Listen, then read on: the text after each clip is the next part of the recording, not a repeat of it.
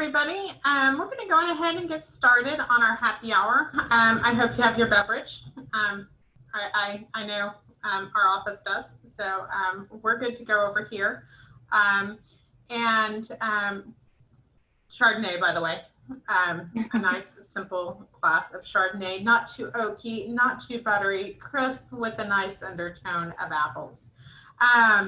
So really quick, before we get started with Kevin, I would like to do a few items really quick. A special thank you to our sponsors. Our premier sponsors help make this organization and make this organization possible and this education possible. One of the things that we wanted to definitely do with this happy hour is make it educational and fun. So I appreciate all of you joining us for this. And thank you to our event sponsors.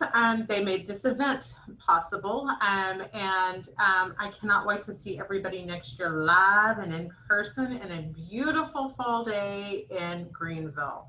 So with that, here are our next upcoming sessions and events. A reminder, we hope you join us tomorrow. We do start at 10 a.m.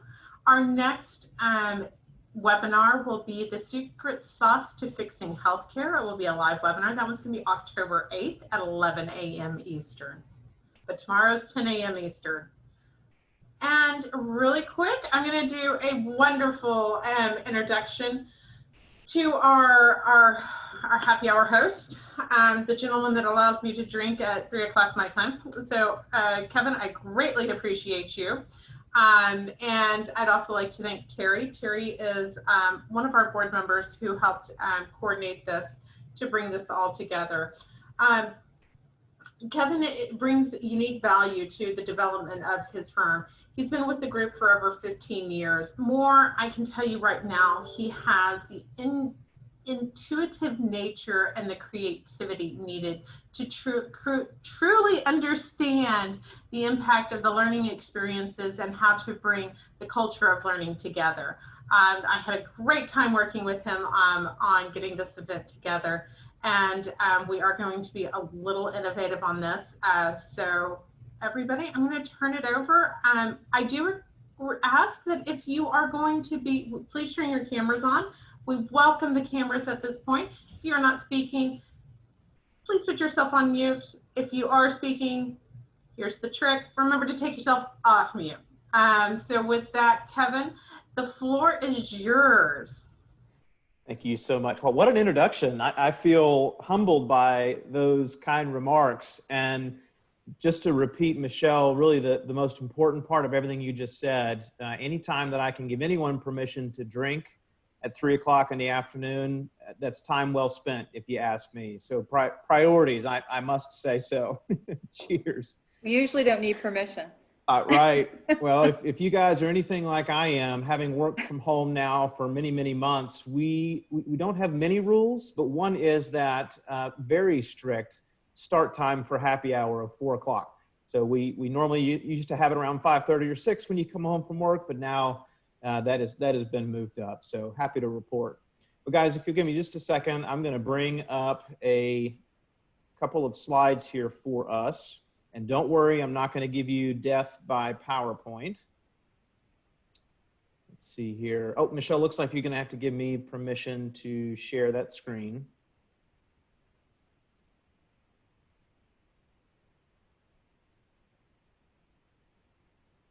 Just thinking about it.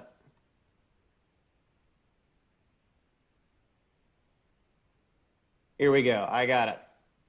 So you're going to be pulling up this presentation, really just more than anything, a placeholder for us as we have a conversation around retention, but more specifically engagement. And we're going to try and have a little bit of fun here. I wanted to approach this in a different way, as if the drinks weren't enough, getting everybody engaged and talking in the spirit of engagement, I felt was the right approach to take. So we're going to maybe push ourselves a little bit out of our comfort zone. We're going to share some data, of course, as we go. And then ultimately, I'm going to be asking each of you to participate in an activity at the back half of our time together, really just to put your minds to work a little bit, especially as those drinks kick in, and talk through how we can better engage in a very specific way, our workplace, all in an effort to improve retention.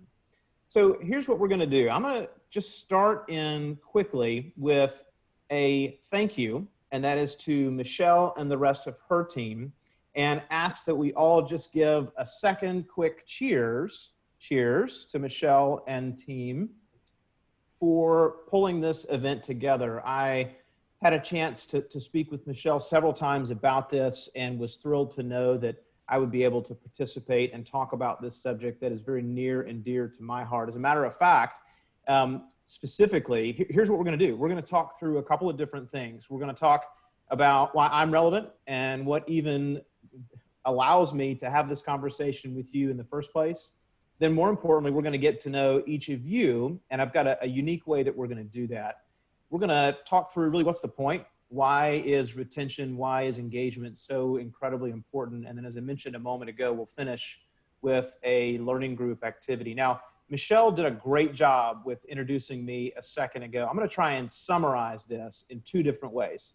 The first way is to just talk a little bit about some of my experience. I, as she has mentioned, have been in the field of talent development for over 15 years. I've worked for a number of different Fortune 500 companies and have been specifically with Elliott Davis for a little over 2 years, actually just celebrated 2 years at the start of August last month. And aside from all of that, I have such an incredible and deep passion for one of our core values, which is always getting better. I could go on and on and on about how great I am at my job and why I am relevant to talk to you about engagement. But what I decided to do instead of that is show you a picture. So what really qualifies me to talk about engagement is this. This is my wild and crazy crew. So I am a husband, I am a father to 6 kids, and they range from ages 8 to almost 18. Our oldest turns 18 next month. So when I talk about engagement, I want you to think about that for a minute. How does an 18-year-old engage in a family? How does an 8-year-old engage in a family? And then anything and everything in between. 4 girls, 2 boys, and these are the reasons that I get up and do what I do every single day. Now, how does this have anything to do with engagement? Well, as I kind of hinted at a second ago, engaging these guys, keeping them active, especially in the midst of COVID, has been an incredible, but hey, I'll say it, a wonderful challenge. And not unlike our kids, our employees need a lot of creativity when it comes to engaging them to get them to stick around. Now, my kids, they don't have a choice. I feed them, I provide them a home. They keep coming back. I almost can't get rid of them some days. But our employees aren't that way. They are out there. There are plenty of opportunities for them. And it's really on us, as you'll see in just a minute, to make sure that we are actively engaging them so that we can retain great talent. Now, if you guys want to talk about each of these kids, I can tell you everything that you want to know about them. I'll just throw this out there, though. If you have ever parented a 13 or 14-year-old young lady, God bless you. I feel your pain. Let's talk about this maybe after the call. Deal? Okay. So this is what I think qualifies me, not just the professional sense, and jokes aside, the personal sense as well, but I have a passion for it. It's something I care about. Hopefully you can even hear in my voice just this excitement that is inherent to this kind of subject. Let's dive in though. So let's talk about let's talk about engagement. I mentioned a moment ago that I want to get to know you. Now, I don't think we're going to get to know each and every one of you, but how in the spirit of engagement can I begin to find out a little bit more about some of you? So here's what we're going to do. I'm going to throw a couple of questions one at a time up on the screen, and I'm going to ask for volunteers. Just as a side note, those 6 kids that you saw a second ago have given me a lot of things, not the least of which is incredible patience. So if I ask a question and I've got crickets on the other end, I will just sit here in awkward silence until someone says something. Let's have some fun. Question number 1. What character from a book, movie, or TV show is most similar to you and why? Volunteers to answer this one. Just unmute and you can tell us your answer.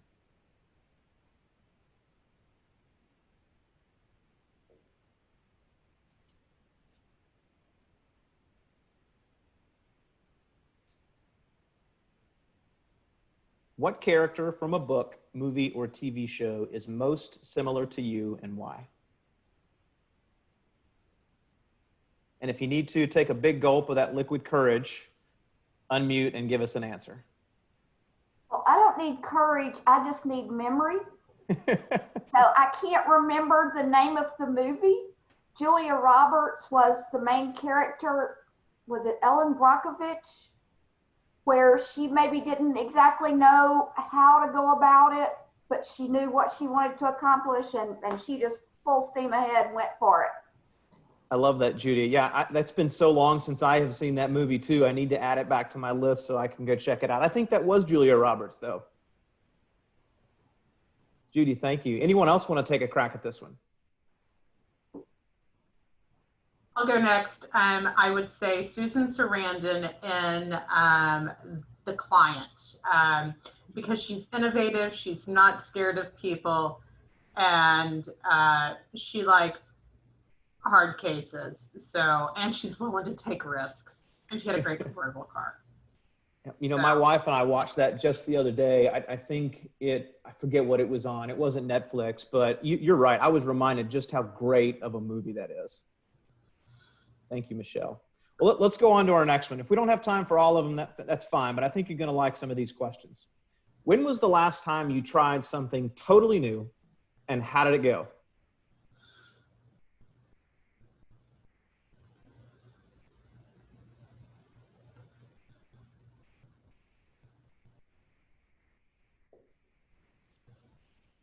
Kevin, I've been doing puzzles with my 3.5-year-old, and she's actually a lot better at it than I am.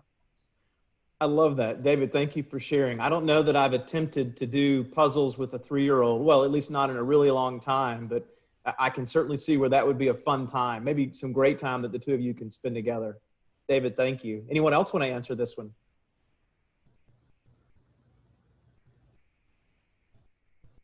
Let's keep going. I got a good one coming up for you. If you could pick any career path and you were guaranteed to be successful, what would you choose and why?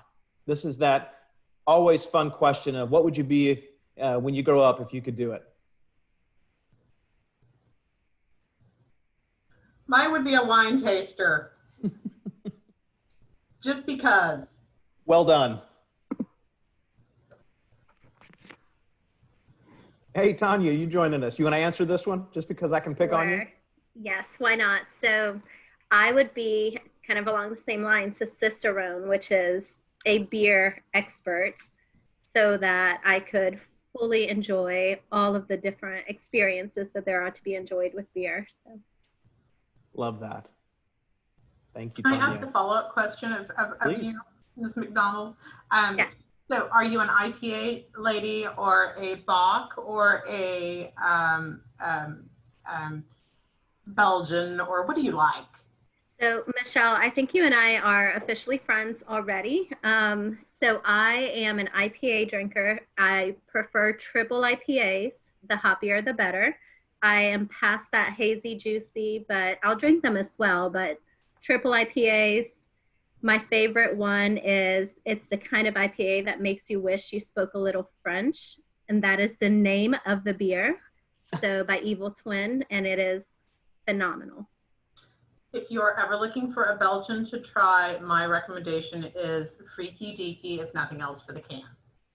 So I'm going to find your information, and we're going to hang out and be the best of friends. Okay, now I'm going to share with you guys just how geeky I am. Go for it, Judy. So if I could have a career and be guaranteed to be successful and earn a living doing it, I would be the person that trains fast food workers how to be alive, be kind, and take pride in what they are doing. I love Judy, that, Judy. I love that too. I would ask you, if there are no limits to answering the question, can we just say everything you said for everyone? for all professions, regardless of what service or product that they may cater to. I think that's a wonderful answer. I know personally, if this were me, and I hope to still one day do it, not as a career, but as a personal hobby, I would love to become a pilot of some sort, just to get up, get into the sky, and depart from the norm. So guys, thank you for your answer. I'm going to keep this going with our next question. What mistake have you learned from the most? If you're anything like me, there's no shortage of mistakes that are out there every day.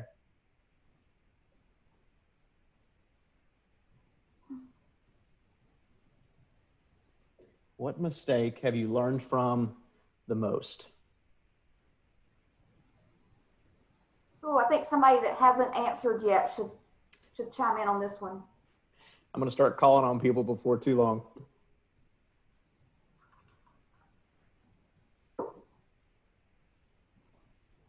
What mistake have you learned from the most?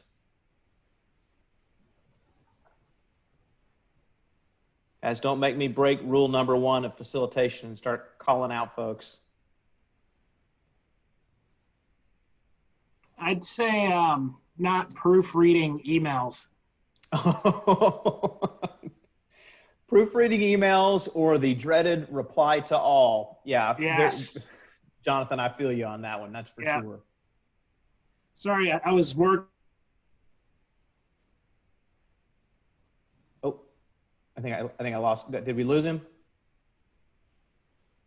Okay. Well, so let's keep going. Again, I want to take advantage of our time. I've got just a few more, and we'll move through these quickly. If you knew that in 1 year you'd pass away suddenly, what would you change about the way that you're living and why?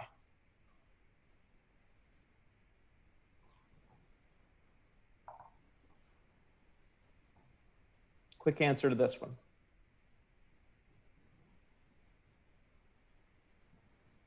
Would you change anything about the way you're living?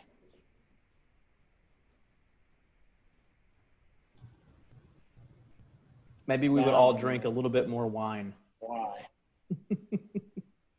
I tell you what, let's do this. This is a deep question. I want you guys to think about it, and maybe we'll come back to it at the end of our time together today if anyone has a great answer, because I have just 2 more that I want to ask. When was the last time you felt truly appreciated? Quick answers on this one. When was it?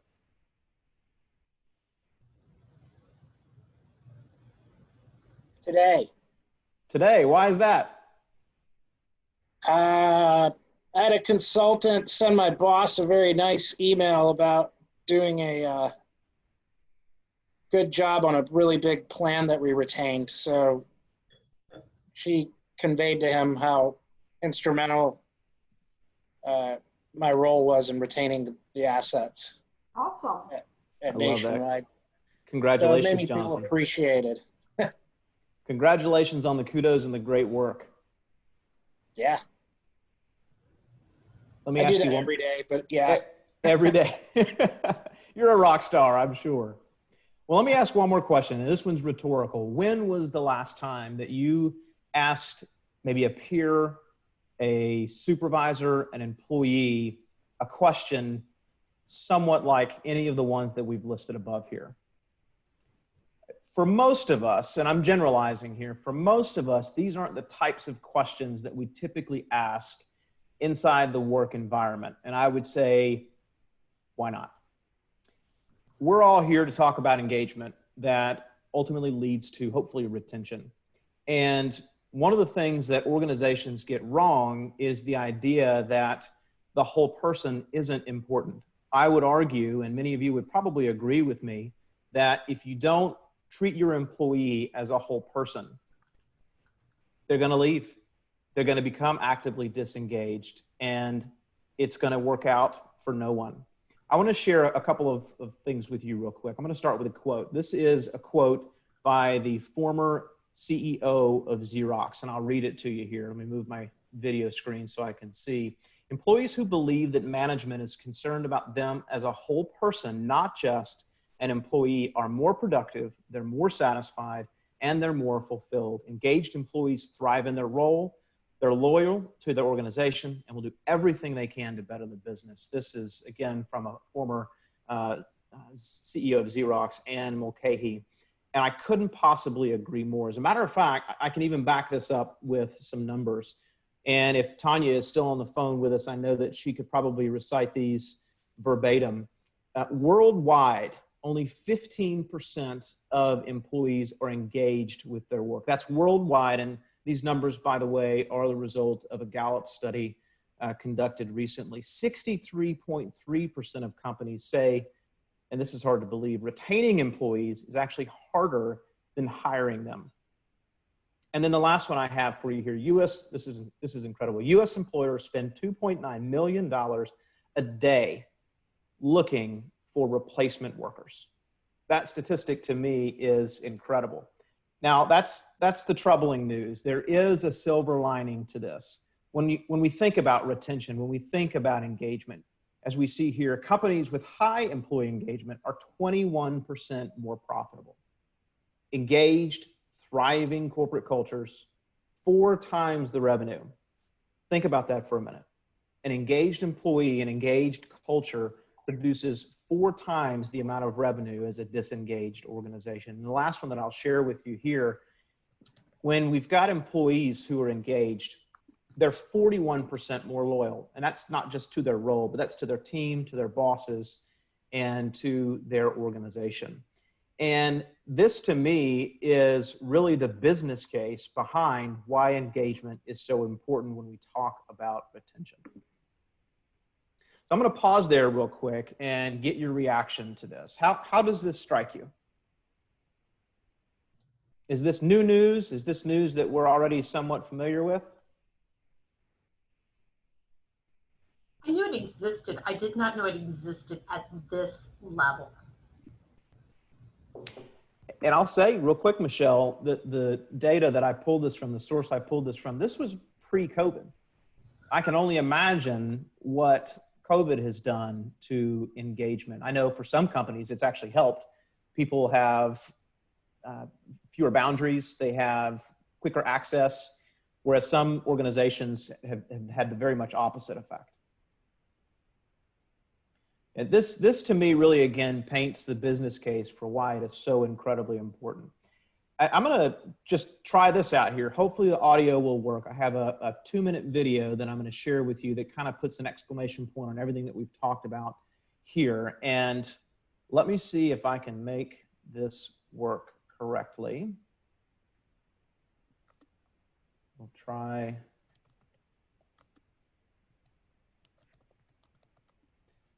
And get this to work.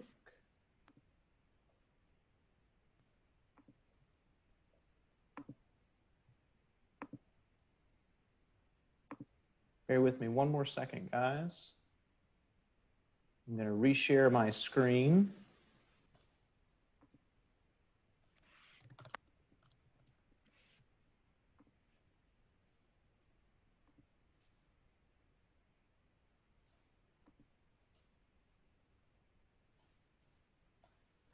All right, I'm going to try this. If it works, great, we'll watch it. If it doesn't, I'll send the link to everyone so that we can just watch it on your own time. So let's give it a shot. If you can't hear anything, just start waving your hands and we'll continue.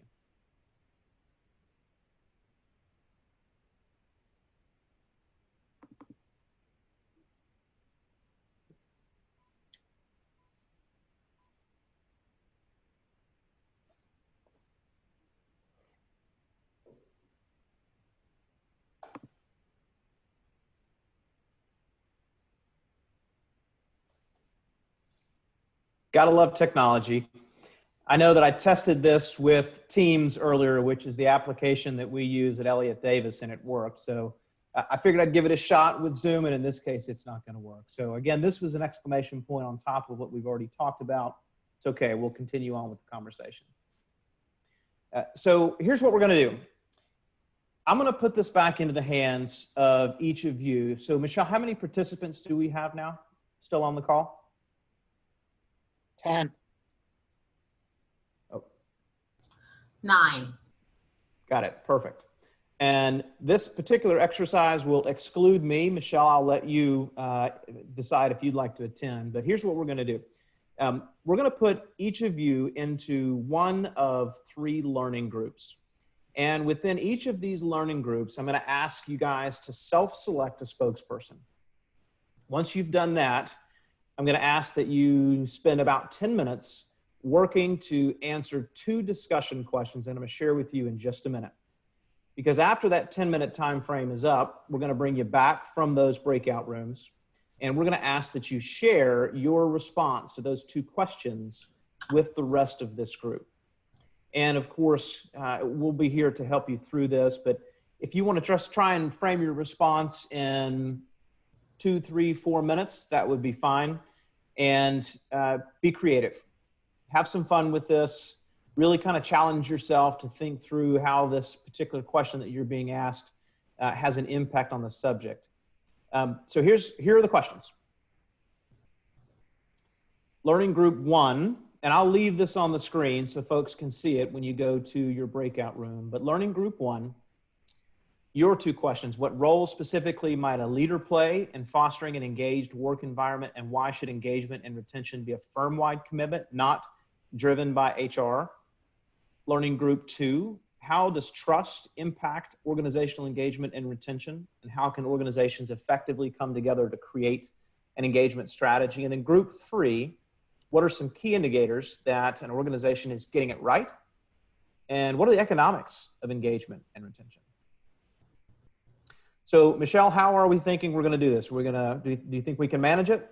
I think we can. I'm going to start assigning people to rooms, so you will be assigned shortly. So just give me a second to get this moving.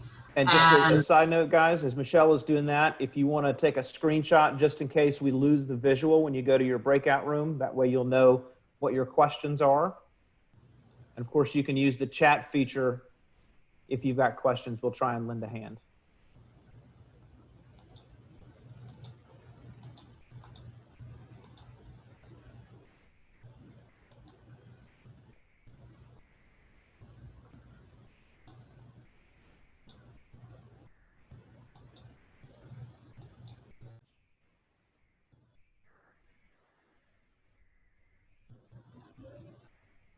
Okay, I think it's the 2 of us. Let me see if we can get the share screen.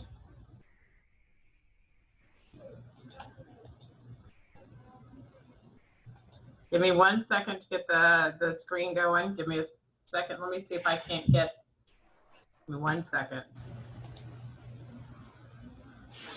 Don, are you there? Yep, I'm here. Hey, I wasn't for a while though. I had. Okay, so we are in breakout room 3, and let me go back and grab the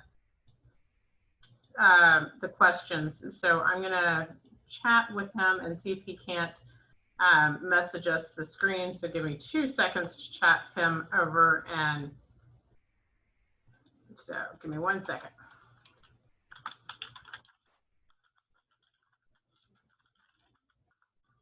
So in the meantime, Jonathan, are you drinking bourbon today? And you're on mute, by the way.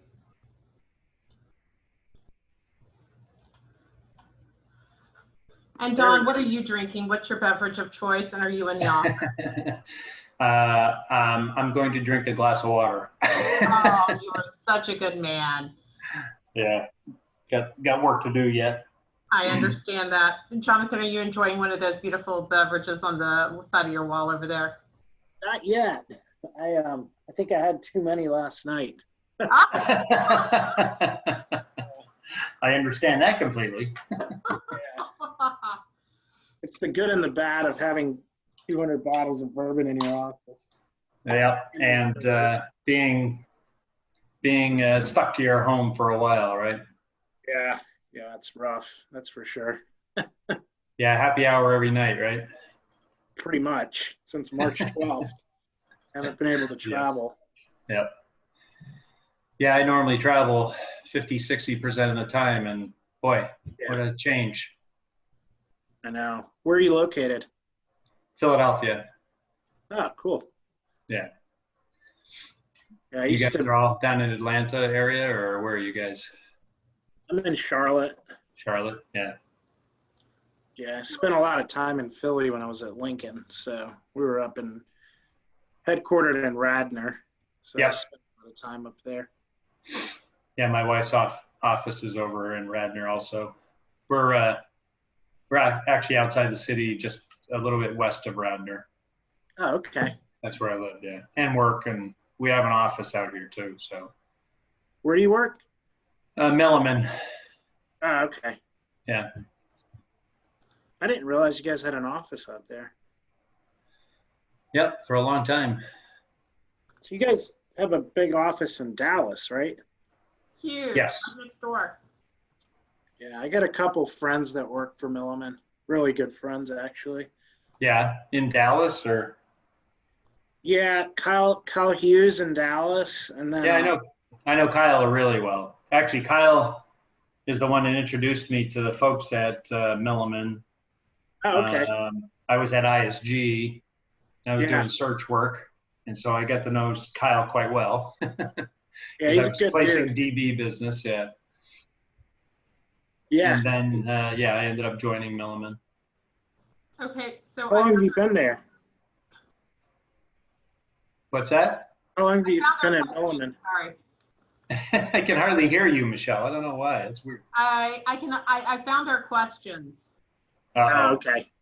Don't ask me any questions. I haven't been paying attention. I've been dealing with client issues all during this thing. Well, we would never have known. Am I correct on this? You're the gentleman with the Jeep. Am I correct on that? Say that again? Didn't you have a Jeep? Or did I get you confused with somebody else? I thought you had a Jeep for some reason. I do have a Jeep. I thought you did. Okay, I'm sorry. Now, how would you know that? I remember you and I had an in-depth conversation about putting KC lights and LED lights on our Jeeps. Oh, I don't have that kind of Jeep. I have a Grand Cherokee. Okay. Yeah. Okay, so all right, so our questions for what they're worth. What are some of the key indicators that for an organization that an organization is getting engagement right? And what are the business cases for engagement retention? Well, he kind of already gave us the business case, which are all those numbers that scare the bejeebers out of me if you're not engaged. But what are the key indicators that an organization is getting it right? Besides no drinking on the job. Yeah, exactly. I'd say they have low turnover. Low And turnover. I would agree. So we got turnover. yeah, and I don't know. I think growth, company growth, employee growth, low turnover. I think high take rates on benefit plans. Ooh. So, if you think about, engagement in the retirement plans, that's a big deal. High participation rates. Obviously people typically take the healthcare plans.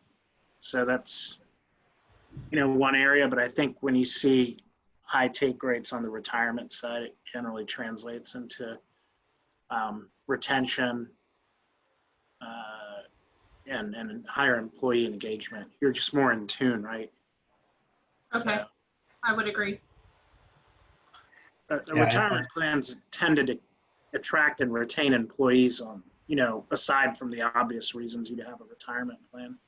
So I think when people actually use them and participate, it gives them a better reason to not leave. I would agree. Yeah, kind of a handcuff.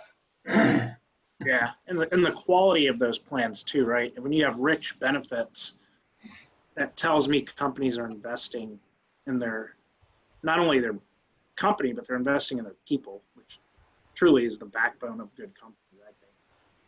So you're going to be our spokesperson? No, I had to think of everything. You can do it. Yeah, yeah, and I'm gonna have to drop. So you two are on. You two are in charge. I see how this game is. Don, yeah. do you know Kyle, so do you know Chris Getty and Marcella Curry and Jackie as well? Yes, Jackie. I'm not Jackie. O'Connor, she's out west. She's in California. Yeah, I don't know Jackie so well, but the others I do. Yeah, Yeah, they're cool. yeah. When I good was guys. at Lincoln, Marcella hired me at Lincoln. That's how I Oh, know. really? Oh, Yeah. okay. Yeah. I haven't done much with Marcella. I'm in a totally different group within Milliman now, and we do I got you. health and group benefits consulting. So I don't run into those guys very often. I hear you. I'll let them know I met you. Yeah, that's great. All right. Cool. So are there other questions, Michelle, or do you have enough for that one question, or? I think we have enough because the other question is, what is the business case for engagement and retention? And I think that was a self-fulfilling answer when he offered up those statistics. Though I'm not gonna lie, those statistics, I knew that there was a return on the investment element for that, but I did not expect it to be as high as it was for those numbers. And what were they claiming to be the ROI on? So the one that hit me the most, and Jonathan, stop me if none of these hit you as hard as they did me, but companies with high employee engagement are 21% more profitable. I would have expected a 10%, not a 21%. Only this one was one that I thought was interesting. Worldwide, only 15% of employees are engaged with their work. And then to counter this, the other element that I found very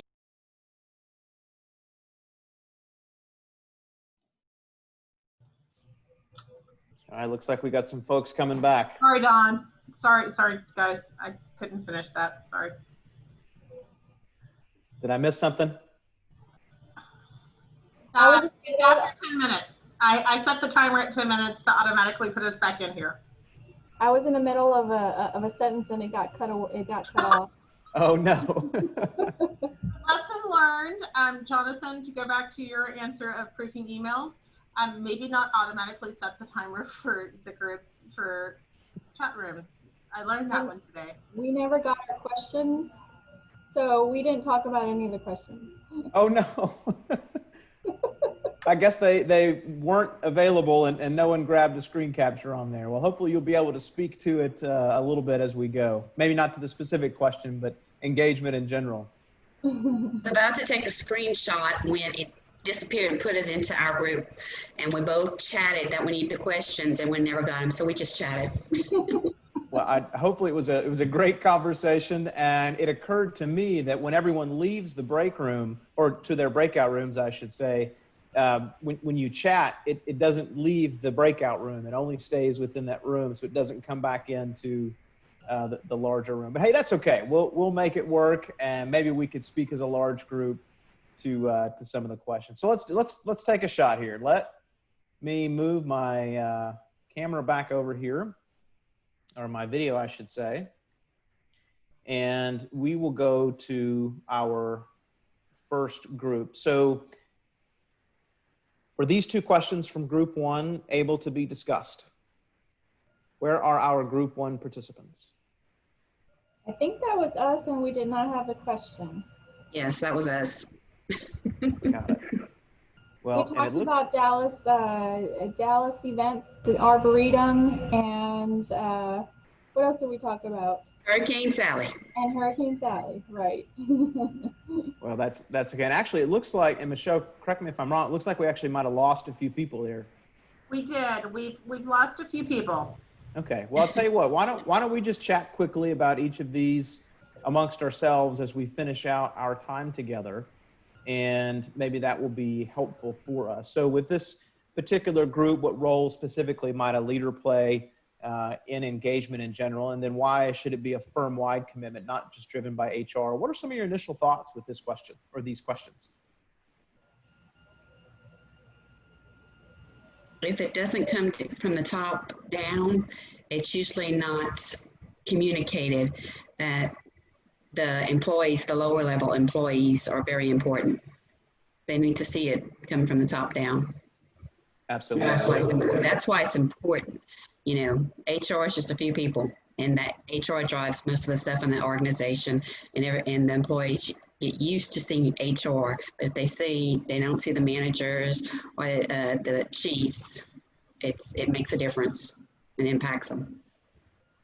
Yeah, absolutely. Well said, Wendy. It is not just this idea of lead by example, but HR is a shared service. They're part typically of the operational side of the business, and they're there to support.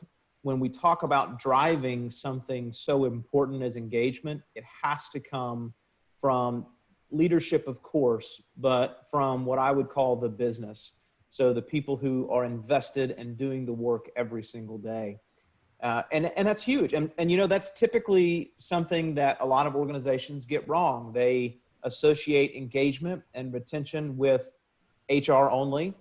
And while that may be great to kickstart an HR strategy, or excuse me, an engagement strategy, once that strategy is vetted across the business, it should be then shared and then driven by leadership and the rest of the organization. Well, let's bring up our next two questions here.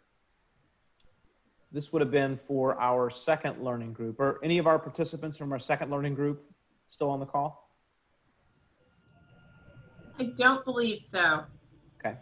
So the questions here were, how does trust impact organizational engagement, and how can they effectively, from all levels, come together to create an engagement strategy? What are your thoughts on these two questions?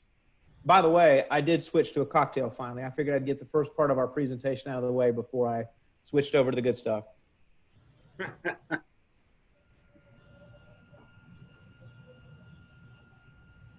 So what role does trust play, and how can people come together to get an engagement strategy built and then executed? Without trust, you don't have that honesty element, and that honesty element is key to engagement. Yes. Yeah, I think when you trust the leaders of your organization, you feel like your voice can be heard, and you become more, trying to think of the word, they empower you to make decisions that are going to help drive the business in the right direction. But if you don't trust the people running the organization, it's hard for you to demonstrate any level of engagement, because, you know, you just don't really know what direction anyone's truly going in. So. Yeah, well said, Jonathan. There's a phrase that I like to use at Elliott Davis whenever I am coaching one of our leaders or just chatting with one of our employees. In my opinion, trust is a high impact sport. It's aggressive.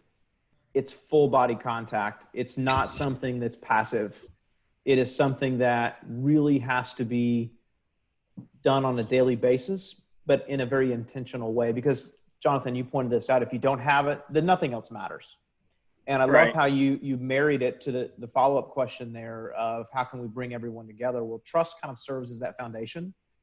And once I know and trust that my leaders will hear my voice and they appreciate my input, my information, my experience, then I'm going to be far more likely to want to participate in not just the creation, the design of maybe an engagement strategy, but also the eventual execution and participation. And that's huge. Trust, again, is that foundational piece.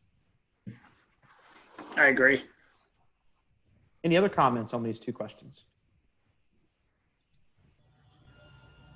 Awesome. Well, we'll go to our last two, which would have been from our third group. First one is, what are some key indicators that an organization is getting it right? And what's the business case for engagement and retention? Thoughts here? So we've found and thought that low turnover, growth of the company, and high take rates on benefits would probably be the key indicators. And you kind of set up the business case for the engagement and retention elements with your astounding numbers earlier. So we thought that covered important to that. Yeah, I would agree. And I think one of the reasons that I asked this question again is just because it's that important. You know, when you have someone like myself who is in the operational shared services role that I am in as part of HR, a lot of times business leaders want to hear, what's my ROI? What is the quantitative business case for wanting to get this right? And in this case, it is astounding just how much of an impact something like engagement can do. And then to reflect back on our first question of why isn't this something that's just simply owned by HR? Because it's all hands on deck, all levels, all people, and there is in fact a business case for that. What about that first one? Any other thoughts on that, on maybe some key indicators on how we know they got it right?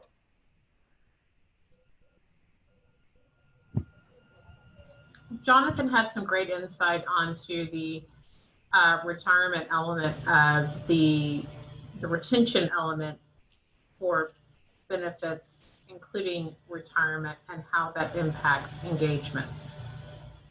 Yeah, I was, you know, getting it right at the employee level. I think a lot of it is determined by, you know, in a healthy company that offers, you know, really rich benefits, you're going to have extremely high take rates. And I went back, you know, people typically take the insurance benefits, but when you have a company that offers a good retirement platform for their employees, those benefits are typically tied to recruiting and retaining employees. So if you know, you offer a healthy retirement plan, you get high participation, you typically have lower turnover, and longer employees on the payroll or the employees stay on the payroll longer. So, and I think that ultimately drives down, you know, healthcare cost as well. But you know, offering a rich retirement benefit, you get people into a good financial position. Try to get them off your payroll quicker so they're not aged workforce that you're working with, replacing knees and hips by the time they're 70 and still working for you. Yeah, I think offering like a healthy match, competitive vesting schedule at the participant level, to me, shows that, you know, an organization's getting it right. Because that's, I mean, it's usually one of the first questions you ask, like, other than the job itself, do they offer good benefits, right? And what are they like? What does your retirement plan look like? What does your healthcare look like? What does your paid time off look like? If you're able to offer something in that vein, and maybe if it, you know, if you go from saying making $100,000 a year to making, you know, 85, but you got really rich benefits, you know, that 85 might actually be more beneficial long term. So. Yeah, that whole philosophy of total compensation is so important. I know that especially young people, they typically only focus on what's the salary dollar amount. And as you gain more experience and a bit more perspective, you realize, sure, that's important, but man, that's just the tip of the iceberg. I know the company that I actually worked for prior to Elliott Davis, they were 84% millennial, and took everything, Jonathan, that you just said so seriously that 75% of the annual profit sharing was actually put into 401ks for employees. You didn't have an option. Didn't have an option. You had to accept that. And of course, we all know that that is a bit extreme, but it's a statement, and it's a powerful statement. There's a phrase that I like to use, and it's so interesting because it really is illustrated with the idea of a 401k. So it's a formula: belief plus care equals action. Now you could talk to a 12-year-old and say, do you believe that it's important to be healthy and to be financially well when you're 60? Of course, their answer is going to be yes. But does a 12-year-old care? No. Therefore, a 12-year-old is not going to invest in a 401k or any kind of money market. You get the point, and I'm being dramatic. But the same thing applies to even a 22, 23-year-old. Of course, they believe that retirement is important, but it is so distant that they don't care. Therefore, they don't take steps to actually set themselves up for success. But as you go through your career, again, you gain those experiences and perspectives, all of a sudden you care. And that's important. So finding out a way to speak to that care component, to emphasize the belief component, is very powerful. I agree. Any other insights on our questions that we've asked here today? No. I'll move us to our final slide here, which is just general questions and any key takeaways. And I'll again invite any of you, there's just a few of us left here, to answer that question that we didn't really have a chance to answer earlier. And that is, if a year from today you unexpectedly were to pass away and you knew that, what would you do differently? How would you live life differently in your final 365 days on this big, blue, beautiful planet? Any thoughts? I quit my job. Yes. And hopefully you've got enough in savings and other areas of compensation to live well for that year. Probably spend more time with family. You know, we focus a lot on work and trying to build our net, our net wealth, that we forget about family sometimes. So if I knew I had a year left to live, I'd probably focus a lot of time and energy on that versus, trying to, spend time at work. Yeah, I'd say I love you. I'd say I love you a lot more and thank you even more. Absolutely. Yeah. And I'll bring us full circle just to this idea of the whole person. Engage your employees, understand that they're not just there to produce. I feel like you know that, but be intentional about it. Talk to them, ask them great questions, be curious, listen. Anything that you can do to let them know that they are important, that they are a whole person, they're more than just a return on your investment, would definitely help you go the extra mile. Any other thoughts here? I've got my email address for you. You're welcome to capture that if you want to chat anything or chat anything more with me on the subject. I could talk about this all day long. I know we had Terry on earlier as well as Tanya. Terry is one of our equity shareholders. Tanya is our chief officer, not chief officer, but our chief contact for HR. She leads our HR function. We would love to chat with you more if you've got any questions. Are you in Greenville? I am. So while I'm talking to you virtually from Spartanburg, which is just outside the Greenville area, but our offices are in the heart of downtown Greenville. Yeah, but you're located in Spartanburg? As of right now, this afternoon, I am. Yeah, but but you're typically in Greenville. Yeah, we actually are back on a probably a 50-50, I would say, virtual versus in the office schedule. We're depending on the day. You're either here at your home or you're in the office. Cool. My uncle owns like a quarter of Greenville, by the way. So if you go down, I am actively looking for new friends. So if he is accepting new applications, I will submit mine. He owns the drop-in store down there by off Main Street. But if you know where the mayor's house is up there, I don't actually. The big pillars on it, that's my cousin's house. How about that? Yeah, he bought it for her when she got married, and then we had the wedding there. So well, Greenville's a great place. Yeah, it's such a nice place. And Michelle, I think this conference happens in Greenville next year, right? Yeah. It was supposed to happen this year in Greenville, and I only get not only is an incorrect term, but I have the privilege of traveling to the Greenville event. The Greenville event is considered my event, and I love going there. It's beautiful. The downtown area, the water, the river that runs through the middle of it.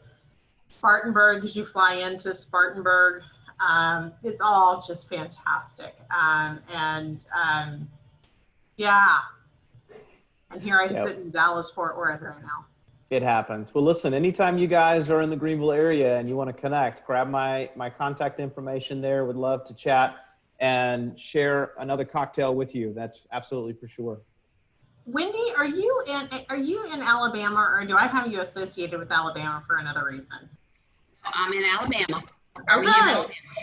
So are you, speaking of Hurricane Sally, are you safe and sound right now? Oh, yes, it hasn't started raining yet, but we're expecting about 8 inches starting in a couple of hours through tomorrow. Oh my goodness. Well, be careful. And cheers, everyone. I will close it out by reminding you that we start tomorrow at 10 a.m. Eastern. We would love to have you all come back and join us for our morning sessions at 10 a.m. And see you then, if not at another event, and would love to see y'all next year, 2021 in Greenville. Absolutely. Cheers, guys. Cool. Bye, Bye-bye. guys. Thank you. Take care. See you later. See ya. Bye. Bye.